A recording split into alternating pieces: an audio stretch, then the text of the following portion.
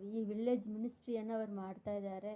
ಅವ್ರಿಗೆ ಬೇಕಾಗಿರುವ ನೀಡೆಡ್ಗಳು ತುಂಬ ಇದೆ. ಅಲ್ಲಿ ವಿಲೇಜಿನಲ್ಲಿ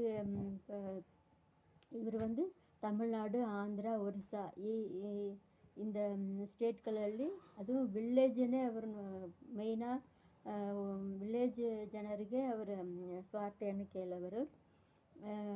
ಅಲ್ಲಿ ವಿಲೇಜಿನಲ್ಲಿ ಹೋಗಿರುವ ಇವ್ರ ಜೊತೆಗೆ ಸೇವಕರು ಇರ್ತಾರಲ್ಲ, ತುಂಬ ಸೇವಕರು ಇವ್ರ ಜೊತೆ ಇರ್ತಾರೆ. ಅವರಿಗೆ ಬೇಕಾಗಿರುವ ನೀಡರ್ಗಳು ಸಂಧಿಸಬೇಕು. ಒಂದು ಗಾಡಿ ಬೇಕು. ಆಮೇಲೆ ನೆನ್ನೆ ಅವ್ರು ಕೇಳಿದರು, ಒಂದು ಹೆಲ್ಮೆಟ್ಟೇ ಇಲ್ಲ ಅಂತ ಹೇಳ್ತಾರೆ. ಅವ್ರಿಗೆಲ್ಲ ಹೆಲ್ಮೆಟ್ ಬೇಕು, ಖಂಡಿತ ಹೆಲ್ಮೆಟ್ ಬೇಕಲ್ವಾ?